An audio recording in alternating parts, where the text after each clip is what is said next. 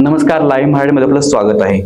नुकताच 12वीचा निकाल जाहीर झाला आणि अवघ्या काही दिवसातच 10वीचा निकाल देखील जाहीर होणार आहे. 10वी 12वीचे निकाल तर लागले, पण आता पुढे काय? असे प्रश्न आता पालक तसं विद्यार्थ्यांना पडले आहेत.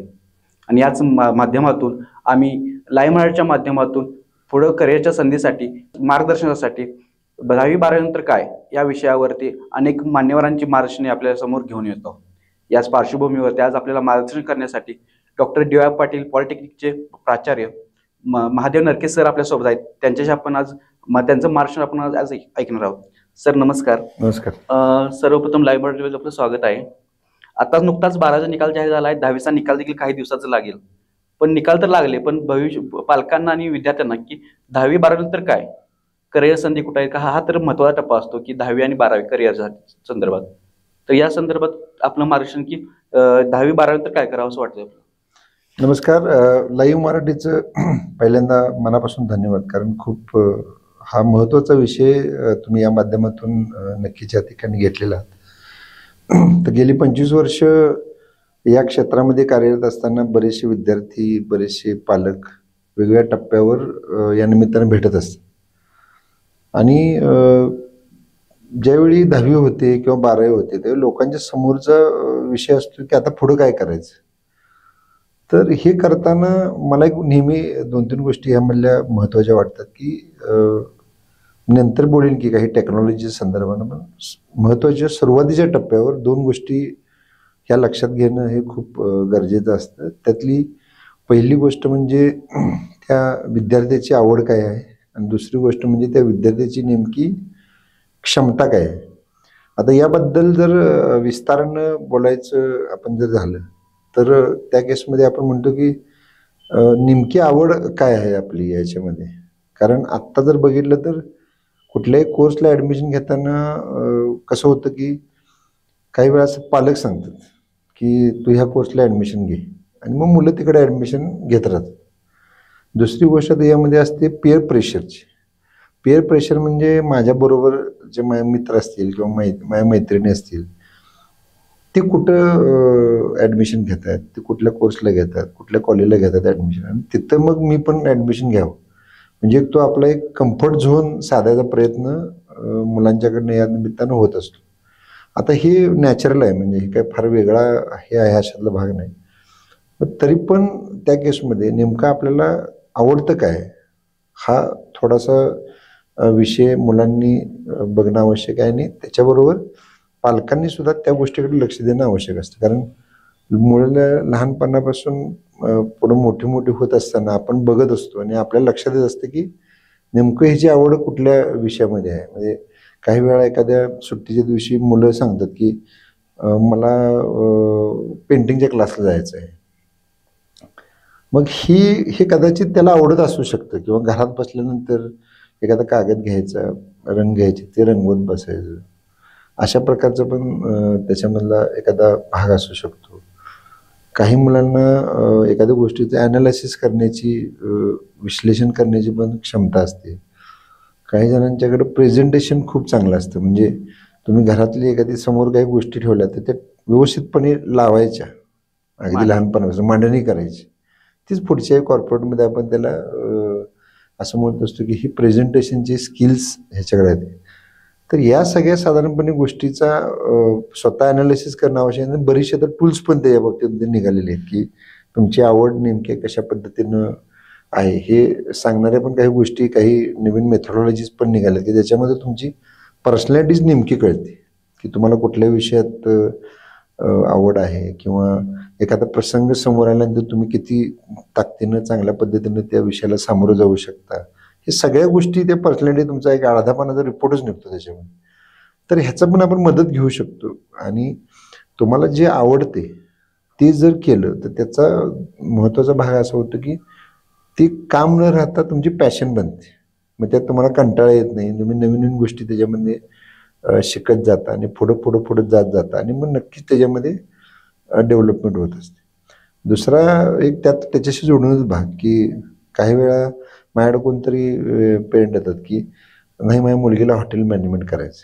मग मी गमतीने तिला काही गोष्टी मी सांगतो मुलांना, पालक ज्यावेळी माझ्याशी या संदर्भात बोलता मी मुलांना घेऊन ये समोर बोलताना, मग त्या मुलीला विचारलं की पूर्वी किचनमध्ये कधी जात होतीस का, मम्मीला मदत करत होतीस का, कधी काय तुला नवीन एखादी रेसिपी तू कधी करून बघितलीस का, चहा करून बघितलीस. मग उत्तर येते की नाही, मला किचनमध्ये जायला आवडत नाही. आता ज्यांना किचनमध्ये जायला आवडत नाही, ज्यांनी ह्या गोष्टी केलेल्या नाही, अनुभवलेलं नाही, ते एकदम उठून हॉटेल मॅनेजमेंट कसं करणार. म्हणजे हे कुणीतरी सांगितलेलं असतं. किंवा समजा अजून एखादा विषय आपण म्हटलं की कोणतरी म्हटलं नाही मला नर्सिंगला जायचं, मग त्या केसमध्ये जर विचारलं, काही गोष्टी विचारलं, तर समजा घरात कोणाला तरी काहीतरी जखम झाली आणि त्यात जखम लावताना सांगितलं की जरा आयोडेक्स लाव आणि जरा पट्टी लाव, नाही नाही मला ते काय आवडत नाही, म्हणजे ही सेवा करायची नाही मला तशा पद्धतीने, किंवा मला ते जखम बघायला आवडत नाही असं म्हणा. मग एकदम उठून दुसऱ्याची नर्सिंगमध्ये काय जाऊन दुसऱ्याची सेवा करण्याचा विषय आहे ना.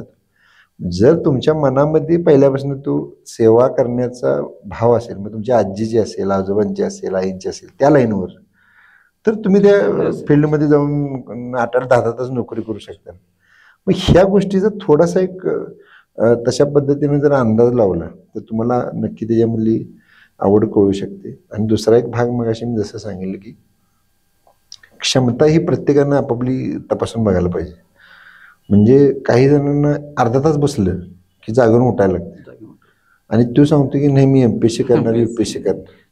आता तुम्हाला माहिती आहे की त्या गोष्टी तशा करणं म्हणजे तुम्ही 12 तास अभ्यास केला, 14 तास अभ्यास केला, म्हणजे त्याला संयम लागतो, पेशन्स लागतो, ती चिकाटी लागते, ती जिद्द लागते. मग ती माझ्याकडे आहे का? मग ती जर माझ्याकडे नसेल तर मी ती त्या फील्डमध्ये कसं जाणार. तर ही थोडी पालकांना पण माहीत असते की आपल्या मुलाची काय कॅपॅसिटी आहे, काय क्षमता आहे, आणि त्या पद्धतीने ह्याचा जरासा ढोबळ मनानं अभ्यास करून पुढचं करिअर निवडलेलं बरं, आवडीचं आणि क्षमतेचं, असं मला वाटतं. आत्ताच्या फील्डचं बैठ आता जे पालक किंवा विद्यार्थ्यांची मानसिकता असं बनलेली आहे की क्वालिफिकेशन म्हणजे शिक्षण हा लॉंग टर्म न करता तेवढे 2-4 वर्ष शिक्षण करायचे आणि नोकरीकडे कल आहे विद्यार्थ्यांचा. तर अशा विद्यार्थ्या किंवा पालकांना काय सांगाल? बऱ्याचदा मुलांच्या करिअरचा मार्ग निवडताना अजून पण पालकांचं त्याच्यावर इम्प्रेशन असतंच, किंवा पालक म्हणत असतात की नाही नाही तू ह्याच कॉलेजला आणि इथंच ॲडमिशन घे. त्याचं कारण काय असतं की पालक तुलना करत असतात बऱ्याच. आमच्या शेजाऱ्याचा मुलगा हे झाला, आमच्या पाहुण्यातला हे झाला, तर आपल्या मुलानं पण तसंच व्हावं. दुसरी गोष्ट असते की पालकांची काही स्वप्न असतात. मला समजा इन्स्पेक्टर व्हायचं आहे, मला बँक अधिकारी व्हायचं आहे, मला स्पर्धा परीक्षा देऊन तहसीलदार व्हायचं आहे, अशी काही प्रत्येकाची स्वप्न असतात, आईची असेल किंवा वडिलांची असतील. मग ती त्या काळात, त्यांच्या काळात काही कारणानं परिस्थिती असेल, फायनान्शियल गोष्टी असेल, पूर्ण झालेल्या नसतात.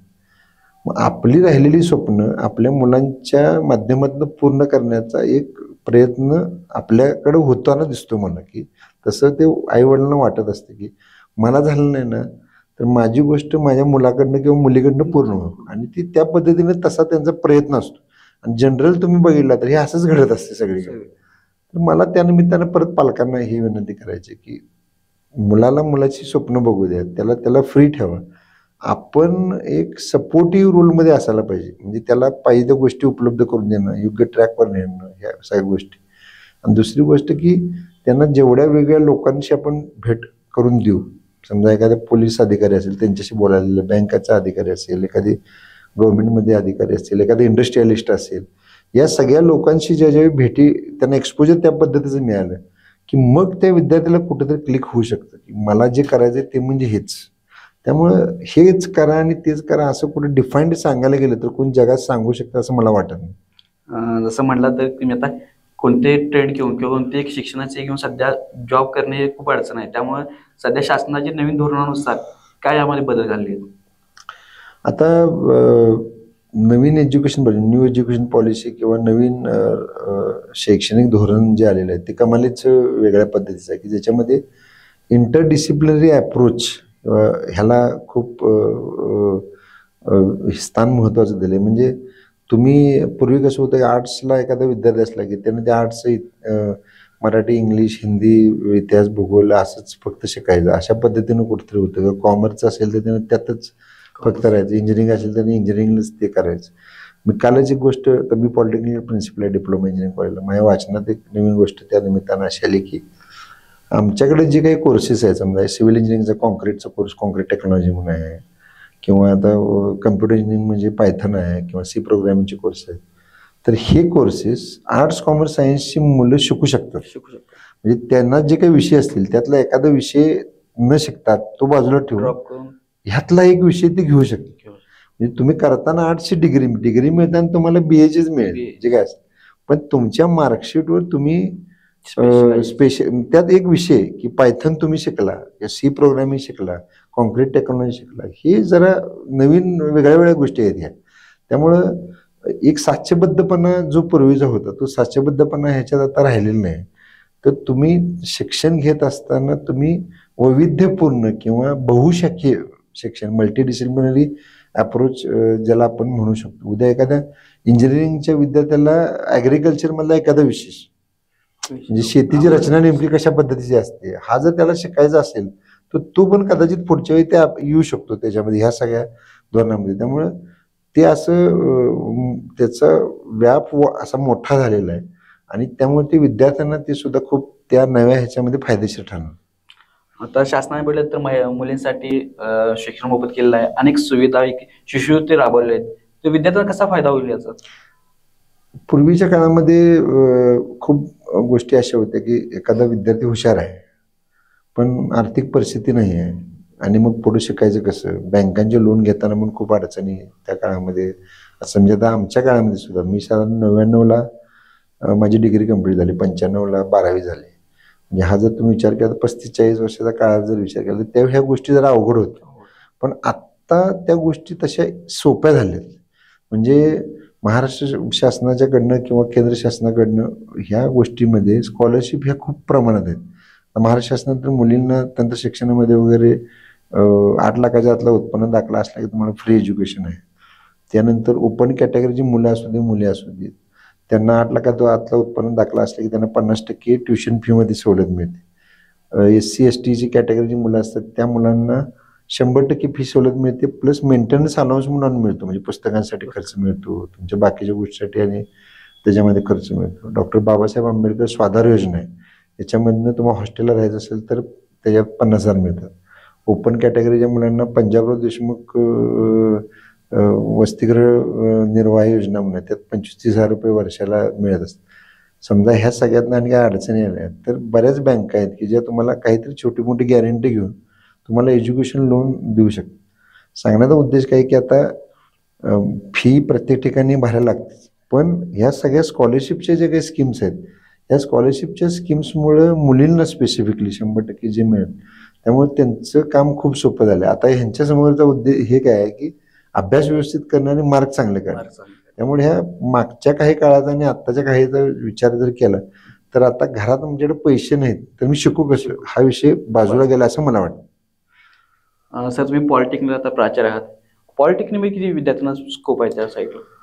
पॉलिटेक्निकच्या म्हणजे पॉलिटेक्निक म्हणजे डिप्लोमा इंजिनिअरिंग DY पाटीलला मी प्रिन्सिपल आहे. त्याच्यात तुम्ही बघितलं तर आता स्किलिंग हा एक खूप इम्पॉर्टंट गोष्ट झाली. म्हणजे प्रत्येकाकडे तुम्ही आता नवे स्टार्टअपचा पण विषय ऐकत असतो, इन्क्युबेशनचा नवीन विषय ऐकत असतो. या गोष्टीची नावं वेगळी आहेत, विषय तेच आहेत. पूर्वीच्या काळापर्यंत पूर्वी ज्या काही सगळ्या गोष्टी व्हायच्या ते ह्या फक्त एक पॉलिश्ड नावाने या गोष्टी आल्या.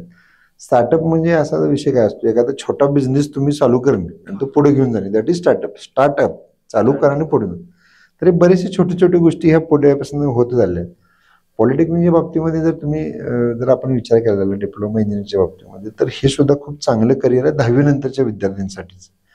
10वी नंतरच्या विद्यार्थ्यांना समजा 3 वर्षामध्ये हा कोर्स अशा पद्धतीने डिझाईन केलेला आहे. महाराष्ट्र राज्य तंत्र शिक्षण मंडळ जे ह्याचा अभ्यासक्रम तयार करतात तर ते अभ्यासक्रम तयार करताना वर्षानुवर्षे तोच अभ्यासक्रम ठेवते अशातला ह्यातला भाग नाही.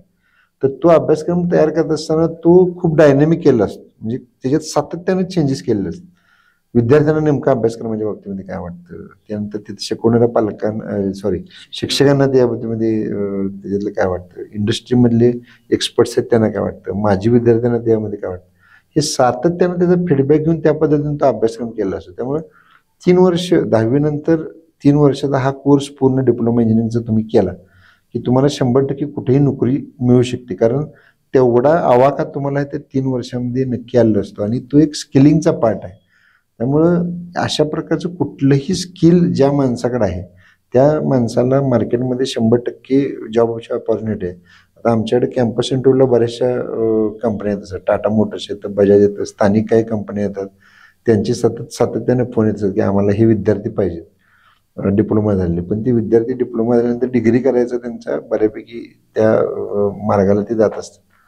तर हा सुद्धा एक चांगला ऑप्शन असा आहे की ज्याला 3 वर्षांत नोकरी करायची, एखादा छोटा बिझनेस करायचा आहे किंवा डिप्लोमा करून समजा डिग्रीला जायचं आहे, तर डिप्लोमा करून डिग्रीला जाणं हा जो काय विषय आहे तो म्हणजे कसं आहे की 10वी नंतर तुम्ही त्याच फील्डमध्ये जाणार. मी काही वेळा गमतीनं असं म्हणतो की तुम्ही दसरा चौकात उभा राहिलाय आणि तुम्हाला माहिती आहे की तावडे हॉटेलला जायचं, तर सगळ्यात सरळ खाली जाणं हा मार्ग आहे ना. म्हणजे व्हेनस कॉर्नर जावा, दाभोळ कॉर्नर जावा, कावळा नाक्याने खाली गेला की तुम्ही तिथे जाणार.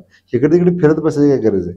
10वी नंतर तुम्हाला कळलं की नाही मला इंजिनिअरिंगच करायचं आहे, 3 वर्षाचा डिप्लोमा आणि 3 वर्षाचा डिग्री, थोडक्यात शॉर्टकट. त्याला शॉर्टकट असं न म्हणतात त्याच फील्डमधलं काम. त्याच फील्ड. समजा मला ॲग्रिकल्चरमध्ये आवड आहे आणि मी पहिली 2-3 वर्ष वेगळं काहीतरी करत बसलो, नंतर ॲग्रिकल्चरला गेलो, असं न करता की तुम्ही 3 वर्ष डिप्लोमा डिग्रीमध्ये काय आहे की डिग्री अभ्यासक्रम तोच, फक्त डिप्लोमाला तिची काठिण्य लेवल म्हणजे त्याची डिफिकल्टी लेवल थोडी कमी असते. डिग्रीला गेले की ते आणि जराशी वाढते आणि विस्तृतपणा वाढत. मग तोच पालकांचं आता काय आहे की तेच महत्वाचं की 10वी झाल्यानंतर डिप्लोमा ऍडमिशन घ्यायचं की 11वी सायन्स करून पुन्हा इंजिनिअरिंगला घ्यायचं, हाय का पालकांच्या पुढे? आता हे कसं आहे की मला विचारलं तुम्हाला तर मी तेच सांगेन की तुमचं 10वी नंतर तुमचं फायनल आहे तुमचं की मला इंजिनिअरिंगच करायचं. मग मगाशी मी जसं तुम्हाला सांगितलं की तुम्हाला तुमचं ठरलंय की ह्या मार्गाला जायचंच आहे.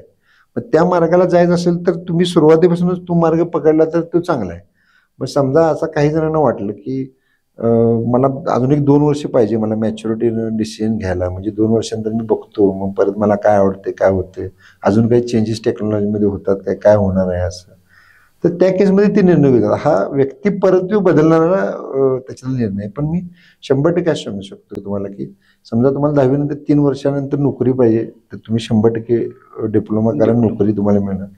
3 वर्षानंतर परत तुम्हाला डिग्री करायची इच्छा झाली तर तुम्ही इकडे आला तर तुम्हाला ती परत डिग्रीला त्यामध्ये जायचा 100% स्कोप मिळणार. आणि दुसरी आणि एक महत्त्वाची गोष्ट, सध्या टेक्नॉलॉजीचा जो पेस आहे बदलायचा तो एवढा आहे की तुम्ही आता 4 वर्षात जे काही शिकलेलं आहे ते 4 वर्षानंतर परत ते असेल का नाही याची गॅरंटी नाही. मग त्याच प्रश्न मी येता येणार होतो की आता जो बदलण्याचा जो ट्रेंड आहे, मग आता AI हे आता नवीन ऍड झालेलं आहे, अशा प्रकारे AI सारख्या आधी काय कोणते ट्रेंड आलेत का किंवा त्याचा परिणाम काय विद्यार्थी होणार का? नाही, कसं आहे की जे बदल होत आहेत ते बदल तर स्वीकारला पाहिजेच. पूर्वी तुम्ही समजा पूर्वीच्या काळी आपण हॉटेलला जेवायला जाण्याची एक आपल्याला हौस असायची किंवा त्याच्यामध्ये एक चला हॉटेलला जेवायचं असं एक आपण आनंदाने म्हणायचं. आपण तेव्हा असा कधी विचार केला नव्हता की मी घरात बसलोय आणि मोबाईलवर माझ्या ॲप आहे आणि त्या मोबाईल ॲपवर मी ते कुठल्या हॉटेलमध्ये काय डिश मिळते आणि ते बघतो आणि माणूस कोणतरी घरात आणून जेवण देतो. हा कधी आपण पूर्वी विचार केला नव्हता ना. किंवा लेडीजच्या बाबतीमध्ये विचार केला तर हा मला आता हे धान्य पाहिजे, हे बाकी सगळ्या वस्तू पाहिजे, घरात बसतो आणि मोबाईलवर सिलेक्ट करतो आणि माझ्याकडे कोणतरी घरात घेऊन येईल, हा आपण विचार केला नव्हता. पण टेक्नॉलॉजी तुम्हाला काय करते की टेक्नॉलॉजीच्या माध्यमातून तुमचं जगणं अधिक इझी होऊ शकते. असं जरी असलं तर ही टेक्नॉलॉजी ऑपरेट करण्यासाठी माणूस हा असायलाच पाहिजे. टेक्नॉलॉजी तयार कोण करतं? माणूसच तयार करतो. पण ह्याच्यामुळे काय झाले की ज्या 10 गोष्टी एक गोष्ट करायला 10 माणसं लागत होती, ती माणसांची संख्या कमी होणार आणि त्यामुळं पुढच्या टप्प्यामध्ये ह्या नवीन आता भरपूर गोष्टी येत राहणार. आता AI आलं तुमचं AI म्हणजे काय तर आर्टिफिशियल इंटेलिजन्स, कृत्रिम बुद्धिमत्ता. आता ती बुद्धिमत्ता आहे काय आहे ते पण ती कृत्रिम आहे. त्याला कोणीतरी सांगितलं की असं आलं की ह्याला असं म्हणायचं, पण ते म्हणायचं काही सांगणारा पण शेवटी माणूसच आहे. म्हणून आत्ताच्या काळामध्ये असं आहे की मगाशी जसं मी सांगितलं सुरुवातीला की तुमची आवड आणि तुमची क्षमता ही तुम्हाला माहीत असलं तर कुठल्याही फील्डमध्ये, आज मला सांगा तुमच्या घरात समजा उद्या तुमच्या इथं असा कुठेतरी प्रॉब्लेम झाला की नळाला पाणी यायचं बंद झालं किंवा कुठेतरी लिकेज झालं, तुम्ही फोन करून बघा प्लंबरला काय होतं. तो प्लंबर आला की तुमचं 500 ते 700 रुपये बिल होणारच. तुमच्या घरातला AC खराब झाला, तुमच्या घरातला कम्प्युटर खराब झाला, बंद पडला, तुम्ही काय करत बसत नाही, मग तो टेक्निशियन येणार, बघणार, चेक करणार, 500 रुपये तुमच्याकडनं त्याने फी घेतली. आता त्याच्यात स्किलचे पैसे. आपल्याला काय झालंय की ते मोठं पदवी पाहिजे, मोठी डिग्री पाहिजे, मग चांगलं असं नाही आहे. एखाद्या साध्या मुलाचं समजा स्किल असेल की तो पटकन कम्प्युटर दुरुस्त करू शकतो, तर तू त्या केसमध्ये तुम्ही महिन्याला 50 रुपये मिळवू शकता, फक्त कष्ट करायची तयारी असते. मी घरात बसणार, मला कुठं त्रास नको आणि मला परत पैसे मिळायला पाहिजे असं नाही. म्हणून सगळ्यात एका गोष्टीकडे लक्ष द्यायला पाहिजे की स्किल, ज्या माणसाकडे स्किल आहे, ज्या माणसाकडे कौशल्य आहे, त्या माणसाला माणसं शोधत जातात. तुम्ही आता कुठल्याही फील्डमध्ये, जर्नलिझम मध्ये तुम्ही कायम करताय ते बघा, एखादं मोठं मशीन ऑपरेट करणारा माणूस असतो, ते मशीन नादुरुस्त झालं की ते दुरुस्त करणारा एक वेगळा माणूस असतो, कारण त्यानं त्याच्या स्किलनं कष्टानं ते मिळवलं असतं. ते येऊन 5 मिनिटात दुरुस्त करून तुमच्याकडे 5,000 रुपये चार्ज घेऊन जाईल. पण ते स्किल त्या माणसानं अवगत केलं असतं, यामागे त्याचे कष्ट असतात, त्यानं घेतले परिश्रम असतात, त्यासाठी वेळ दिलेला असतो. तर ह्या छोट्या छोट्या ज्या गोष्टी आहेत की नाही, ह्या गोष्टी ह्या मुलांनी सुरुवातीला त्यांनी शिकलेल्या असायला पाहिजे, त्या त्यांच्या बुद्धीत असायला पाहिजे. आणि सगळं काही जर झालं तर हा शेवटी इथला खेळायचा आहे. तुम्ही एखाद्या गोष्टीकडे कसं बघायचं, ती गोष्ट पुढं कशी न्यायची, हे तुमच्या डोक्याचा विषय आहे सगळं. त्यामुळं मला त्यामध्ये नक्की अशा पद्धतीने वाटते की बदल काहीही येऊ देत, ज्या बेसिक क्वालिटी तुमच्याकडे पाहिजे, तुमच्याकडे संयम पाहिजे, कष्ट करायचे तुमच्याकडे तयार पाहिजे, तुमच्याकडे ती जिद्द पाहिजे, मी हे काही झालं तरी करणारच असं पाहिजे, त्यात काय मध्ये काय अडथळे आले तर ते मी पार करून पुढे जाणार. आणि सगळ्यात महत्त्वाचं तुमचा स्वतःवर विश्वास पाहिजे, आपली स्वतःची कुवत काय हे आपण जाणून आणि स्वतःवर विश्वास पाहिजे की बाबा ठीक आहे, नाही मी हे करू शकतो. हे असलं की मग किती पण बदल येऊ देत, त्या बदलांपर्यंत नव्या टेक्नॉलॉजीचा जर तुम्ही विचार केला तर, आता मी परवा अच्युत गोडबोलेंचं एक ठिकाणी पुस्तक पण वाचलेलं, लेक्चर, त्यांनी सांगितले की आता ते पूर्वी समजा एखाद्या माणसाने एखादा कोर्स केला, तुमच्या आमच्या काळात एक कोर्स केला की आयुष्यभर आपलं तेच करेल. इथल्या पुढच्या पिढीच्या काळामध्ये तुम्ही एखादं शिक्षण घेतलं आणि एखाद्या करिअरमध्ये गेला तर ते करिअर तुम्ही रिटायरमेंट तुम्ही 8 करिअर बदलणार का 10 बदलणार का 15 बदलणार हे तुम्हाला माहित नाही. ती मानसिकता ठेवणं हे आत्ताच्या मुलांनी गरजेचं आहे. अनेकांना पॉलिटेक्निक डिप्लोमासाठी ऍडमिशन घ्यायचं असतं, पण ती प्रोसेस माहीत नसते. तर नेमकी काय प्रोसेस आहे? 10वी नंतरचा डिप्लोमा इंजिनिअरिंगचा अभ्यासक्रम जो आहे, म्हणजे मी डी वाय पाटील पॉलिटेक्निकमध्ये आहे, तर ती प्रक्रिया एकदम सोपी असते. म्हणजे ते करण्यासाठी महाराष्ट्राचं DT म्हणजे डायरेक्टर ऑफ टेक्निकल एज्युकेशन, तंत्र शिक्षण संचालनालय, ही सगळी ही प्रोसेस मॉनिटर करत असते. आणि पूर्वीच्या काळी प्रत्येक जिल्ह्यामध्ये एकच कॉलेज असायचे, गव्हर्नमेंट कॉलेज, जिथं ही प्रक्रिया चालायची. तर आता बऱ्यापैकी कॉलेजेसना त्यांनी हे फॅसिलिटेशन सेंटर्स, FC असं त्याला म्हणतात, की जिथं तुम्हाला सगळ्या गोष्टींबद्दल योग्य पद्धतीचं मार्गदर्शन करत असतात. म्हणजे तुम्ही एखाद्या कॉलेजला गेला तर तुम्हाला नेमकी कुठली डॉक्युमेंट लागतात, फीचं स्ट्रक्चर कशा पद्धतीचं आहे, किंवा ॲडमिशनचे राऊंड्स किती होणार, या संदर्भात अगदी इत्यंभूत व्यवस्थित तिथे गायडन्स दिलेला असतो. आणि साधारणपणे तुम्ही कुठल्याही कॉलेजला ॲडमिशन, कुठल्याही कोर्सला घेताना 2-3 प्रायमरी गोष्टी लागतात. एक तुमचं मार्कशीट असेल, तुमचा शाळा कॉलेज सोडल्याचा दाखला असेल, दुसरी गोष्ट कास्टमध्ये असेल तर कास्ट सर्टिफिकेट असेल, किंवा इन्कम सर्टिफिकेट हा पण स्कॉलरशिपसाठीचा महत्त्वाचा भाग त्याच्यामध्ये ठरतो. आणि नॅशनॅलिटी डोमिसाईल सर्टिफिकेट, आता ते पण पटपण ह्या सेतूमधनं सगळ्या गोष्टी ह्या उपलब्ध होत असतात. पॉलिटेक्निकची ॲडमिशनची प्रोसेस बदल बघायला झालं तर आमच्या डी वाय पाटील पॉलिटेक्निकमध्ये सुद्धा फॅसिलिटेशन सेंटर हे आहे, काउन्सिलिंग सेंटर आहे. तिथं आल्यानंतर आपण सगळ्या कोर्सेसची माहिती देतो. त्या केसमध्ये सगळ्या कॉलेजेसमधल्या सगळ्या कोर्सेसची आपण माहिती देतो, आणि त्यानंतर त्याचे प्लस काय आहेत, मायनसेस काय आहेत, ह्या सगळ्या गोष्टी आपण त्या केसमध्ये सांगतो. आणि ही सेंट्रलाइज ॲडमिशन प्रोसेस असते. त्याच्यामध्ये 80% हा गव्हर्नमेंटचा कोटा असतो, 20% मॅनेजमेंटचा कोटा असतो. मॅनेजमेंट कोटामध्ये ज्या विद्यार्थ्यांना कमी मार्क्स मिळाले, ते विद्यार्थी समजा त्यांना तेच कॉलेज पाहिजे, तोच कोर्स पाहिजे, तर त्या मॅनेजमेंट कोट्यातनं ॲडमिशन घेऊ शकतात. फक्त त्या केसमध्ये त्यांना पूर्ण फी भरावी लागते. मॅनेजमेंट कोट्यातनं ॲडमिशन तुम्ही घेतलं की शासनाची कुठलीही स्कॉलरशिप मिळत नाही. आता जर तुम्ही सेंट्रलाइज ॲडमिशन म्हणजे केंद्रीय ॲडमिशन प्रक्रियेमधनं, प्रवेश प्रक्रियेमधनं तुम्ही तर आला, तर पहिली गोष्ट सगळ्यात महत्त्वाची ठरते, तुम्हाला गव्हर्नमेंटच्या सगळ्या स्कीम्स ज्या आहेत स्कॉलरशिपच्या, त्या सगळ्या स्कीम्स तुम्हाला त्यामध्ये मिळतात. आणि त्याच्यामध्ये 3 राऊंड असतात, पहिला राऊंड, दुसरा राऊंड, तिसरा राऊंड. आणि सुरुवातीच्या टप्प्यामध्ये तुमची सगळी माहिती तुम्ही बेसिकली भरायची, सगळी जे काय नाव, तुमची डेट ऑफ बर्थ, तुमचे मार्क्स वगैरे सगळे भरणे, हा पहिला टप्पा येतो. आणि दुसऱ्या टप्प्यामध्ये तुम्हाला ॲक्च्युअली कुठलं कॉलेज आणि कुठला त्यातला कोर्स पाहिजे.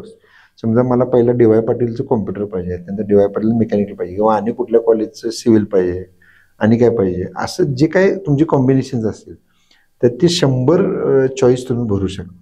आणि त्या चॉईस एकदा तुम्ही भरल्या की एक राऊंड, पहिल्या राऊंड नंतर तुम्हाला लगेच ऑनलाईनच दिसतं की तुम्ही दिलेल्या चॉईस मधल्या कुठल्या चॉईसला मिळालंय, कुठल्या चॉईसला मिळालेलं नाही.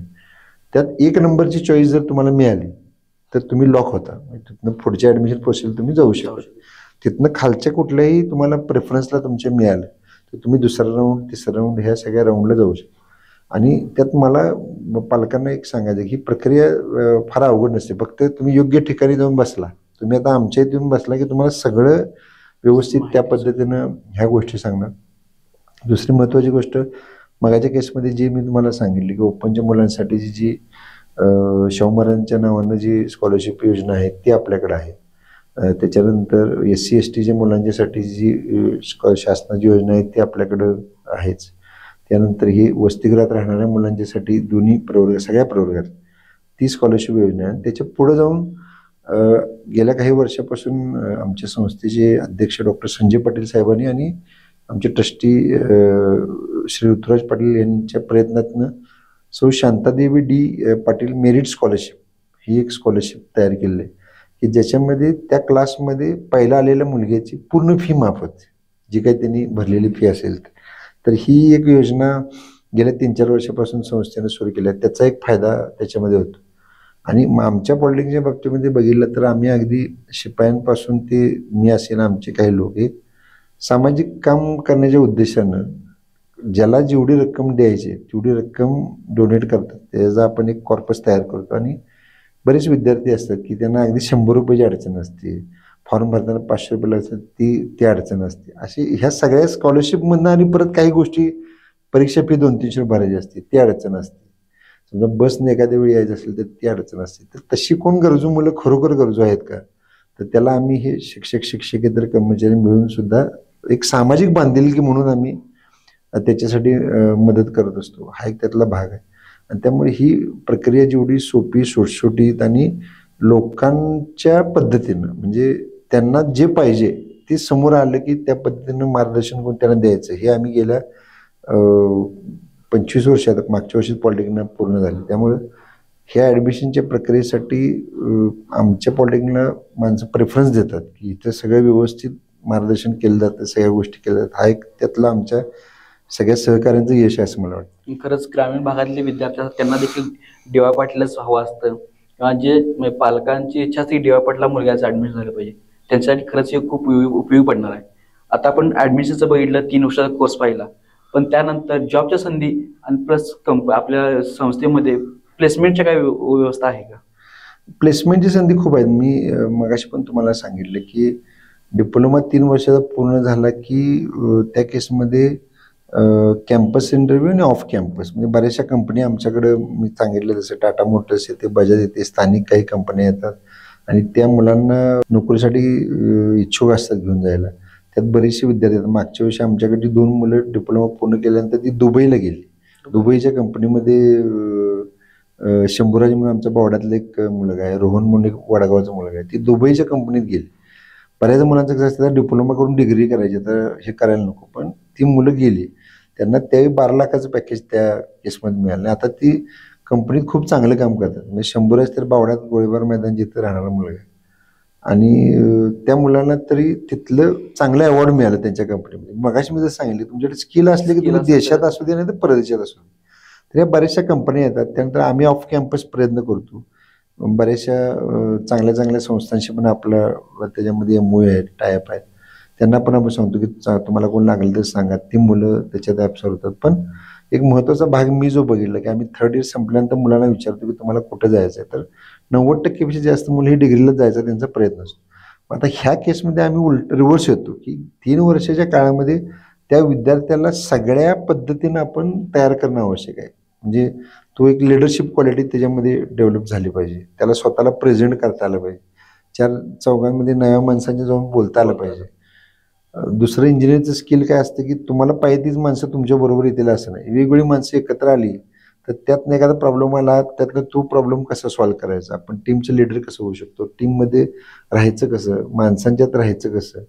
तर ह्या सगळ्या गोष्टीसाठी आमच्याकडे 8 ते 10 क्लब आम्ही तयार केले. त्याच्यामध्ये नेचरची संदर्भ, निसर्गाच्या संबंधित संवर्धनासाठीचा एक ग्रीन ब्रिगेड म्हणून आमच्याकडं NSSचा ग्रीन ब्रिगेड, की त्याच्यात मग काही ट्रेकिंग असतील, वृक्षारोपणचा कार्यक्रम असेल किंवा निसर्गाच्या संबंधित सगळ्या गोष्टी जिथे जिथे आहेत, समाजाचा काही मदत करेल त्यासाठी ज्या गोष्टी आम्ही त्या ग्रीन ब्रिगेडच्या माध्यमातून करत असतो. खेळाच्यासाठी म्हणजे स्पोर्ट्ससाठी सुद्धा ॲक्टिव्हिटी ह्या खूप चांगल्या प्रमाणात आम्ही घेतो. आमचं कदमवाडीला संस्थेचं मोठं ग्राउंड आहे, तिथं आहे. नवीन आता कॉम्प्लेक्स पण स्पोर्ट्स कॉम्प्लेक्स तिथं डेव्हलप व्हायला आहे. सांस्कृतिक क्षेत्रामध्ये सुद्धा मुलांना इच्छा असते, मग तिथं गॅदरिंग असेल किंवा वर्षभराच्या परत ॲक्टिव्हिटी असतील. आता नवीन टेक्नॉलॉजीचा जर तुम्ही विचार केला तर मुलांना नवीन क्रिएटिव्ह आयडियाज त्यांच्यामध्ये बऱ्याचशा असतात. तर आम्ही फ्री थिंकर्स असा एक मुलांचा क्लब तयार केला आहे. मग त्या माध्यमातून मुलं एकत्र येतात, एखादी छोटी कन्सेप्ट असेल त्याच्यावर काम करतात. मग ती वेगवेगळ्या शाखेची मुलं एकत्र बसून त्याच्यावर काम करतात. मग बाहेरच्या स्पर्धा असतील त्याच्यामध्ये ती जाऊन सहभागी होतात.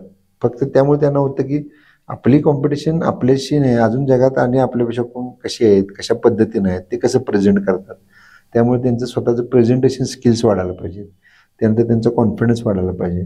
त्याच्यानंतर एंटरप्रेन्योरशिप डेव्हलपमेंट सेल पण आमच्याकडे आहे की ज्याच्यामध्ये आपण इंडस्ट्रीमधल्या वेळा लोकांना कॉलेजमध्ये बोलवतो, त्या मुलांशी आमच्या मुलांशी त्या इंडस्ट्रीच्या लोकांचा संवाद घडवून आणतो. त्या माध्यमातून मुलांना आम्ही इंडस्ट्रीमध्ये वेगवेगळ्या व्हिजिटसाठी घेऊन जातो.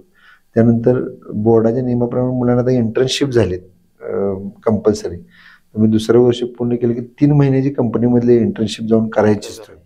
तर त्यासाठीची मदत की ज्याच्यामध्ये इंडस्ट्री आणि इन्स्टिट्यूटमधला गॅप कुठेही राहू नये, तर त्याच्यासाठी प्रयत्न आम्ही करतो. आणि मुलींची संख्या आता आमच्याकडे खूप आहे कम्प्युटर आणि या बाकी कोर्सेसमुळे.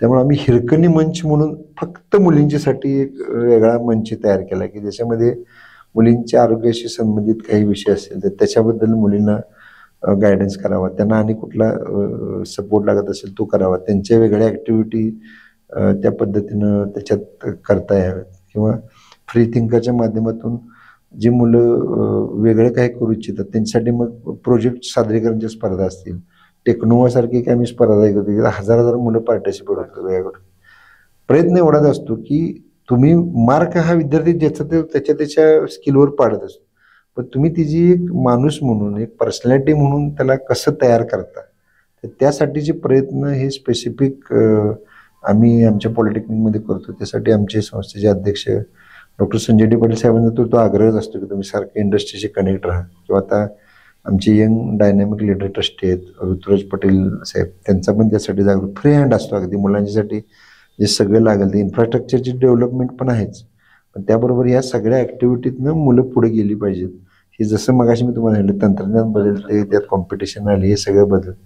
त्यामुळे एक परिपूर्ण विद्यार्थी कसा त्यातनं बाहेर पडू शकेल यासाठीचा प्रयत्न हा आमचे स्टाफ असतील, मॅनेजमेंट असेल, या सगळ्यांच्या माध्यमातून होतो. आणि त्याचं यश आणि त्याचे रिझल्ट्स हे आम्हाला नक्की बघायला मिळतात. चांगले म्हणजे कॉलेजमध्ये शिक्षण घेता घेता डिप्लोमा करता इतर ऍक्टिव्हिटीज देखील मोठ्या प्रमाणामध्ये कॉलेजमध्ये राबवल्या जातात. ते घेणं गरजेचं आहे. सध्याच्या विद्यार्थ्यांमध्ये म्हणजे तो ऑलराऊंडर जो ऑलराऊंडर हे करत नाही. अजून एक मगाची गोष्ट सांगायची तर आमच्याकडे येताना 60-60, 70-70 किलोमीटरची मुलं मुली आहेत. लांबून येणार. बस फॅसिलिटी मोठी त्या पद्धतीने केली आहे. म्हणजे अगदी एसटीचा जो दर आहे, जी एसटी कन्सेशन देऊन एसटीचा जो दर असतो, बसचा रेट असतो, तोच रेट आपण चांगल्या बसेससाठी या मुलामुलींना दिलेला आहे. त्यामुळे तो पण फ्लो आहे. म्हणजे फॅसिलिटी वाईज चांगले नवीन कम्प्युटर्स असतील किंवा इंटरॅक्टिव्ह बोर्ड्स असतात की ज्याच्यामध्ये टचस्क्रीन जसं आपण टीव्ही ऑपरेट करतो तशा सगळ्या क्लासरूम्समध्ये त्या पद्धतीचे सगळे बोर्ड्स आहेत. ज्याप्रमाणे बदल होते त्याप्रमाणे ते सगळे नवीन बदल घेऊन आपण पुढं सगळ्या गोष्टी करत निघालोय. त्यामुळे तुम्ही म्हटला तसं विद्यार्थ्यांचा ओढा हा 100% आहे आमच्याकडे आणि दरवर्षी आम्ही बघत असतो.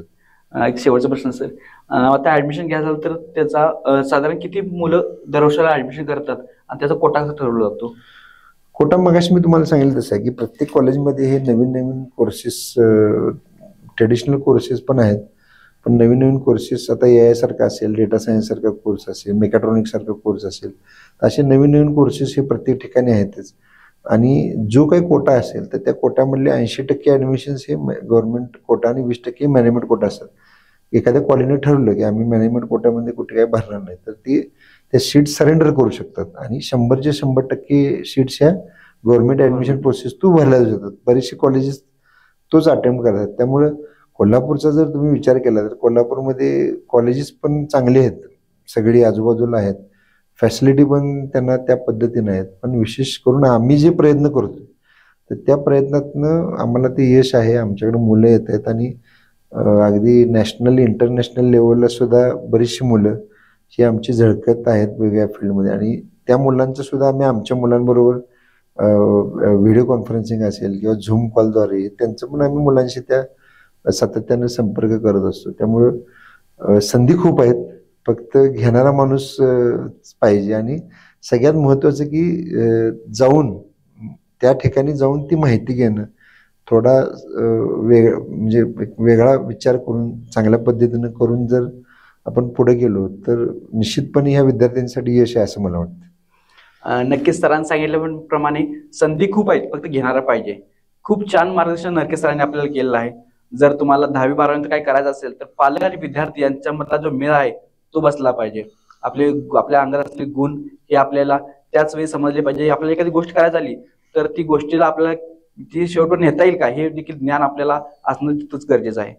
तसंच पॉलिटेक्निकच्या बाबतीत बोलायचं झालं तर doctor D Y Patil polytechnic हे अतिशय सुंदर अशी संस्था आहे. या ठिकाणी अनेक लांबून लांबून विद्यार्थी या ठिकाणी येत असतात. तुम्ही देखील नक्की एकदा जाऊन या पॉलिटेक्निकला भेट द्या. तुम्हाला देखील या ठिकाणी ऍडमिशन करायचं असेल तर नक्कीच त्या एकदा भेट देऊन तुम्ही त्या पहा.